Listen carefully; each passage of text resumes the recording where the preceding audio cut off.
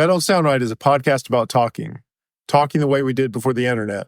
When you could not prove anyone right or wrong, all the expertise was contained in the people involved in the conversation. We hope you enjoy our conversations. And as you listen, if you find yourself silently saying, that don't sound right, send us a comment. You're one of us. And the guy, as he was ripping the car off, the guy drove off in fright, and Dad was left holding the car. Holding a car door. Yeah.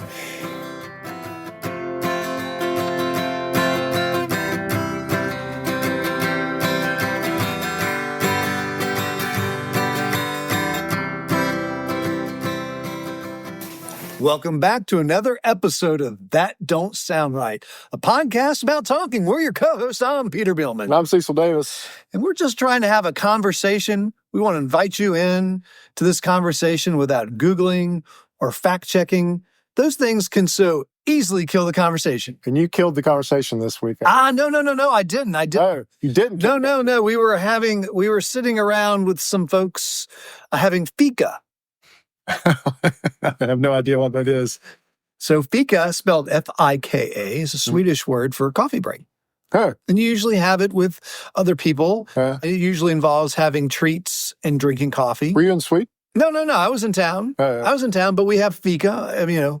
Working at a Swedish company, we do fika once in a while. Gotcha. We're having fika, and we're talking about different recipes for mashed potatoes. And one guy said, his secret, well, not a secret, but his trick is to boil the potatoes in cream and milk. Really? Yes, he actually boils the potatoes in that. And then he pulls the potatoes out, and then he adds the necessary cream and milk slurry into the potatoes, to make the mashed potatoes, make the mash. You already figure first on That Don't Sound Right. And so the question was, though, is what advantage do you gain by boiling in milk and cream? There's no advantage. You don't think so? I don't think so. But now the pot liquor, the what's left in the bottom now has cream in it, and you just have it there ready to add to the potato. That's right. So, but the question was, what other advantage is there? And the one question we had was, well, is the boiling point of milk and cream higher than water? Yes. Causing the potatoes to cook better and the more thoroughly? I would say yes to both those questions. So I asked the question, I threw the question out there, and a phone started to come out. But some of the other folks knew about the podcast. And they said, no, put the phone down. Phones down. We all put our phones down. So we didn't kill the conversation. And then we talked it through. We tried to figure out, okay, what could possibly do it? Now, when you add salt to water, what does that do to the boiling point? It increases it. Right. So is there a chance that boiling in milk and cream increases the boiling point? Yeah. Or could it lower it? No, I get it. It raises because you're adding something to the liquid. Okay. Yeah. I'm going 100% that it. But why? But go ahead and tell me why. Because when you add a solute to a solution, it raises the boiling point. What? I'm saying this with the confidence that you would say it to me. I like it. I don't know the physics behind it. And you're throwing out some good words, too. A little solute there. Yeah. Raises the boiling point. Absolutely. So, we talked it through. Right. Because I was thinking, milk and cream has sugar in it, right? Right. So that should do something. Right. I saw you. That should do something. And so eventually we all came to the conclusion or agreed that, we think it raises the boiling point. Absolutely. And then we said, okay, let's look it up. And it turned out it's very negligible what it does. I could see that. Just not being not significant. Yeah, not significant enough to raise the boiling point. But that was just an example of our shtick, people hearing our podcast and wanting to try it out. Speaking of people hearing our... we would have so quickly pulled out that phone. Oh, yeah, and looked it up. Quickly pulled out that phone.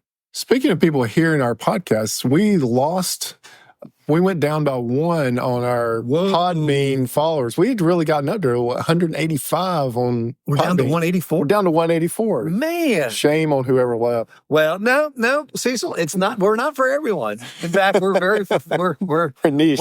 We're actually not for many. Right. Well, we're going to start out tonight. I'm going to tell you the topic, and then it's immediately going to be a little bit of a downer. But hang in there with me; it won't be down for long. All so, right. So we're going to talk a minute about death, which doesn't. That's the don't sound right. You and I try to stick very closely to when we have a topic to make sure it doesn't sound right. That's right. Or has it doesn't sound right. There's something about it. Angle to it. Right. We try to stick to our stick. Right. We talked about Thanksgiving and how it don't sound right. We just get together for lunch, and people point out that it's more than lunch. But when you put it this way, then we don't sound right. We get to Right. we that's our thing. We could talk a lot about other things. Absolutely. Like we have all kinds of random useless trivia in our brains. Sure. We read we'll read the first paragraph of so many articles we could talk about. And don't bring it at all up here. We could spend the whole time just talking about your car or my car. Yeah, right. And have a poll, but they're podcast already like that. So yes, and in fact, I'm sure the Podbean numbers would drop even further. And by the way, listener number one disagreed with us vehemently about Thanksgiving. He did, but that's okay. We've that's talked about for another day. That's a mailbag story. But anyway, death doesn't sound right. Death robs us of people that we love and love to be around. And if you've followed the podcast, at least for the last year, you know that last December, the day after Christmas, I lost my father after a 5-year-long battle with cancer.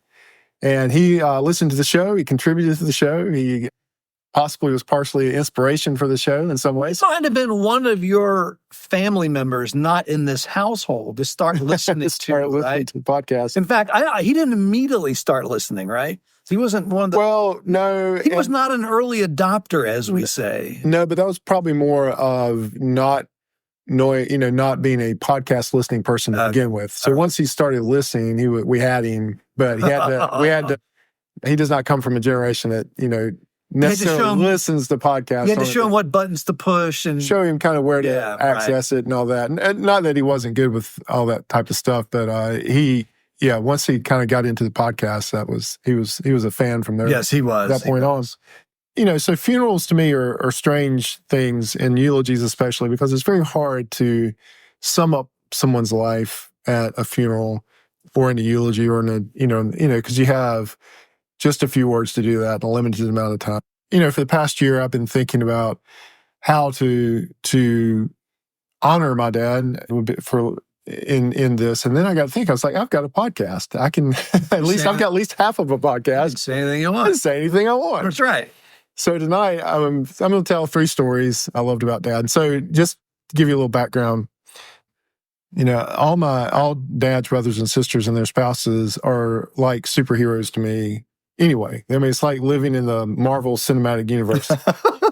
So how many brothers and sisters did your dad have? So there's 7, 2 sisters, 5 brothers, and then him. So it's 8 total. But they were all, and then, all of my aunts and uncles just larger than life. So growing up with Dad, it was cool. I mean, because it was fun to grow up with someone that you truly thought was just the toughest guy around.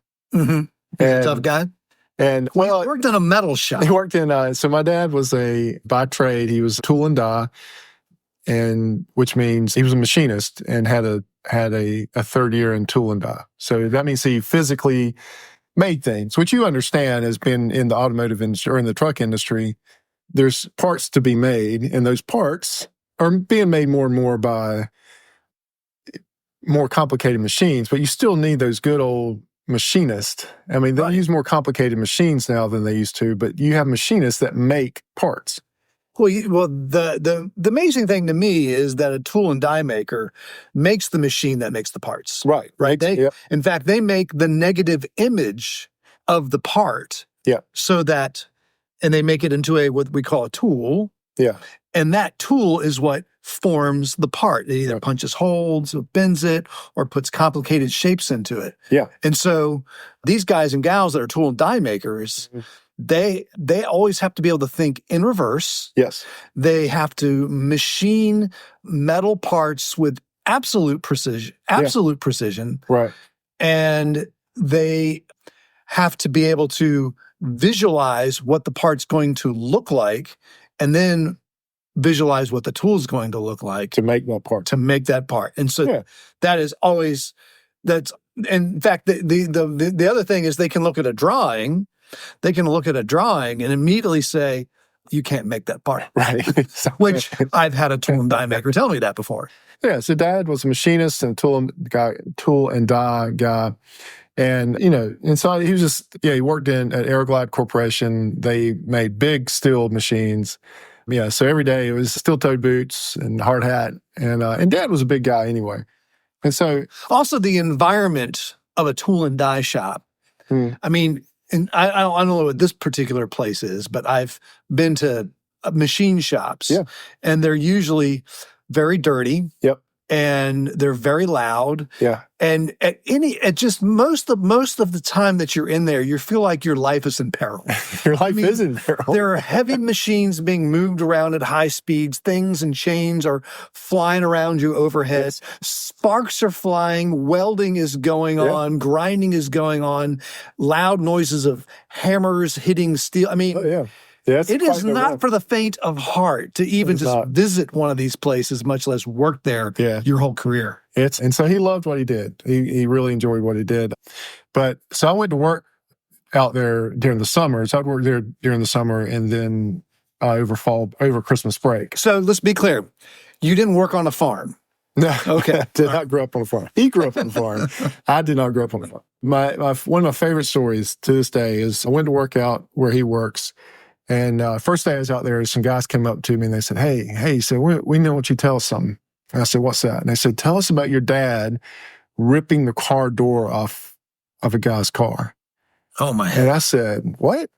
He said, your dad got cut off in traffic one time and he got out, when it got to a stoplight, your dad got out of the car and went up to the guy. And the guy started to get out of the car and your dad ripped the door off the car. Now, how big was your dad? How tall was he? He was 6'1". All right, so he's as tall as you are. He was tall as I was, right. But his muscle was from the bone up, unlike mine. Okay. So, Dad was very strong, but no human, as you and I both know, rationally, can rip a car door off of a car. Not off. But, I mean, you could pull it, backwards. You could pull it backwards. You could do some stuff. So I said, guys, But they had that in their mind that he ripped the door off. Yeah, they had a whole story about, what had happened. That this guy had cut him off. Dad had called up to him, got out of the car, and ripped the guy, as he was ripping the car off, the guy drove off in fright. And Dad was left holding the car. Holding a car door. Yeah.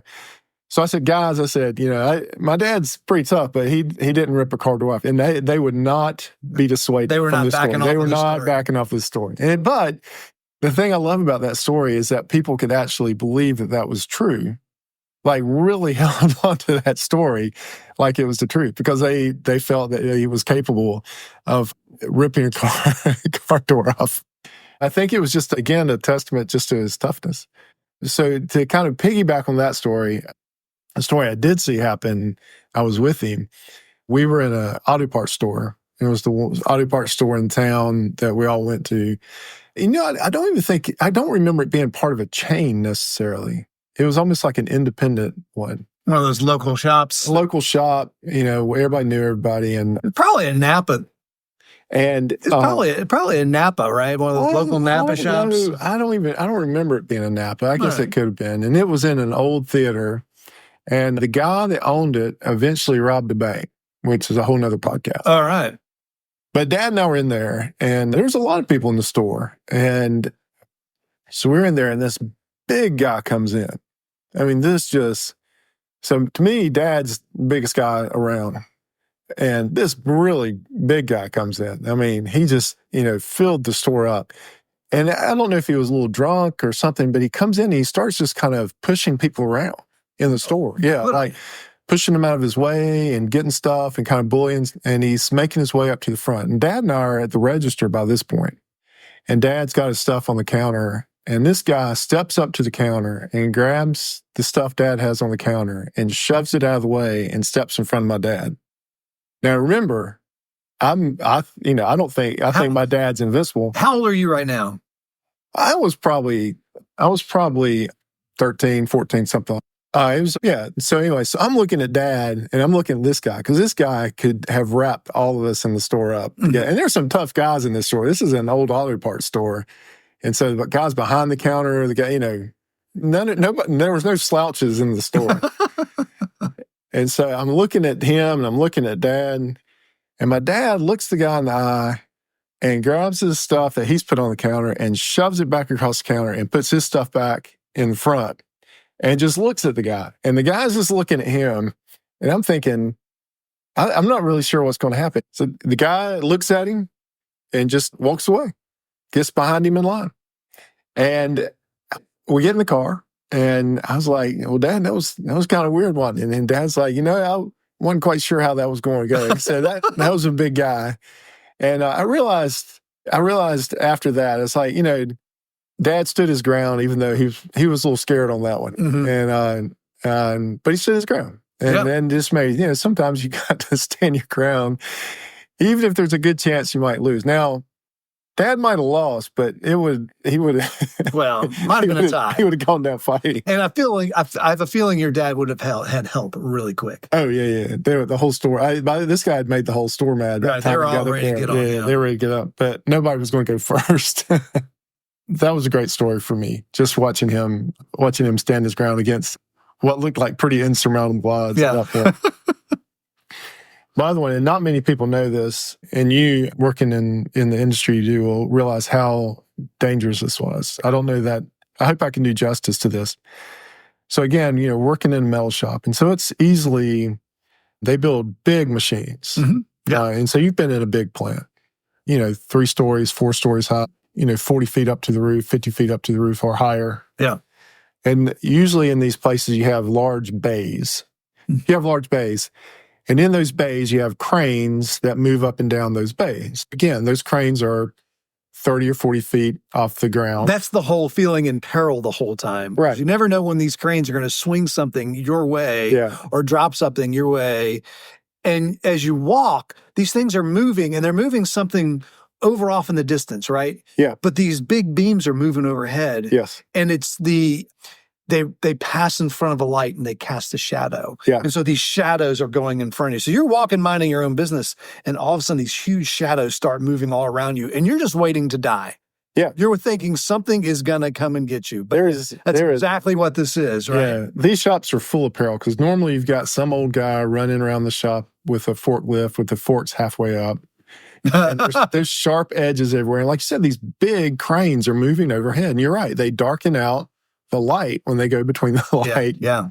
And they usually, there's cables coming down. Now, in the cable is the hook. Mm-hmm. And the hook itself can kill you. Yeah. Because it's heavy. Yeah. And usually there's amber lights going off. So you're kind of, there's always amber lights going off. So you kind of tune them out, but you really shouldn't. And these cranes are essential because you're moving stuff around the shop. Yeah.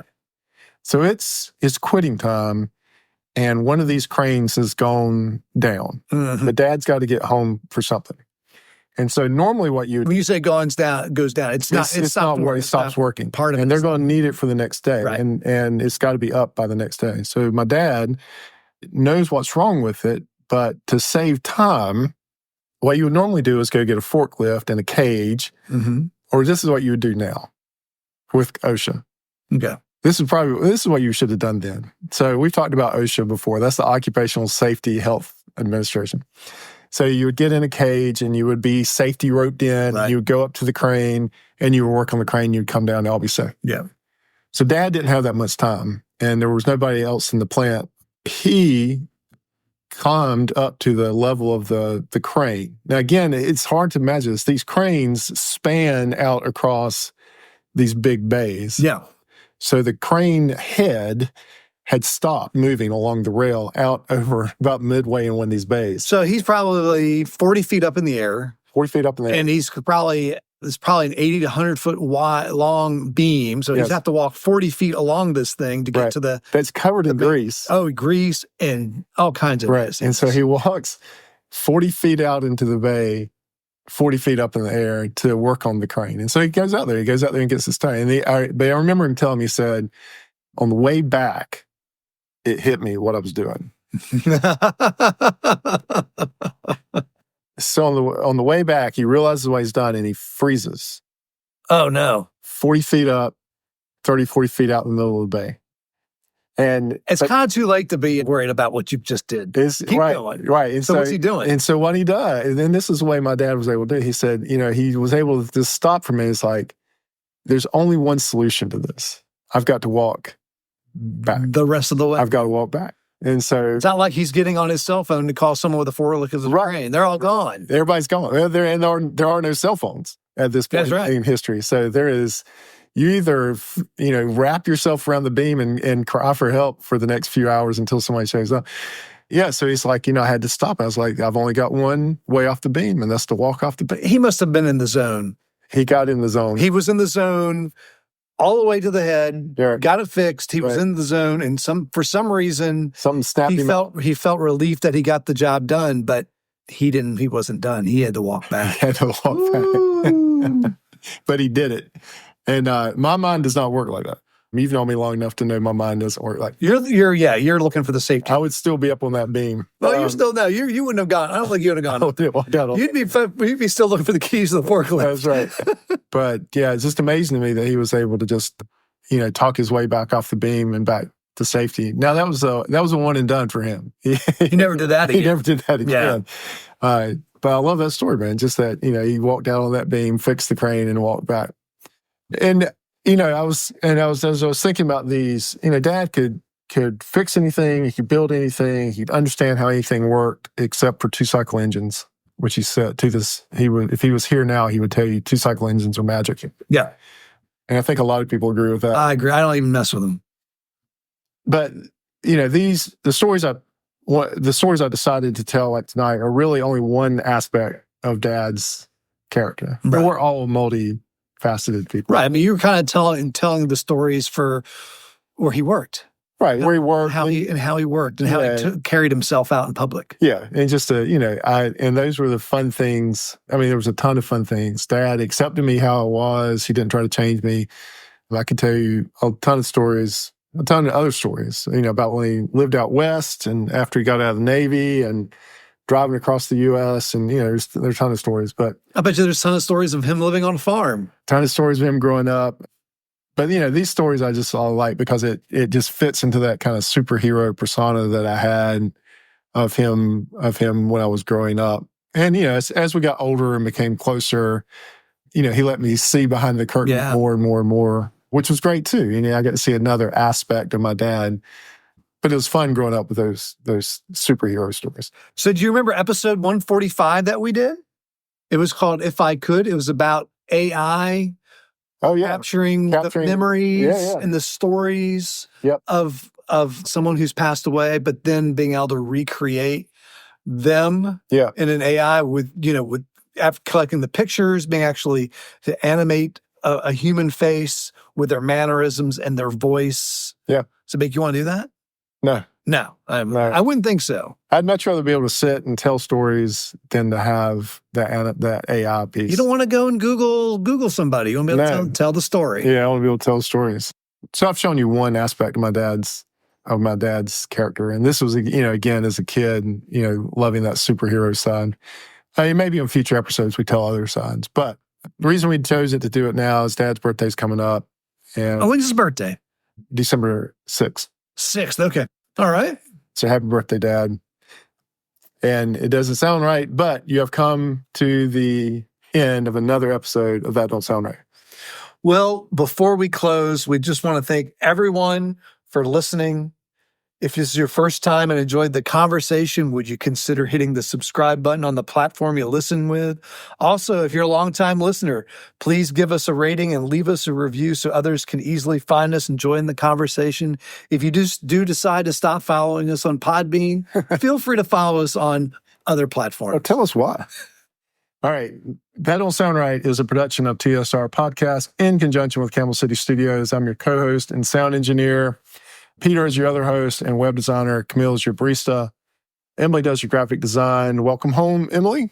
Welcome home. Ella does your IG. Welcome home, Ella, for the holidays. Giorgio tests our merchandise. Brent is our international brand ambassador. And as always, listener number one is Scott. So until next week, keep talking. And stay curious.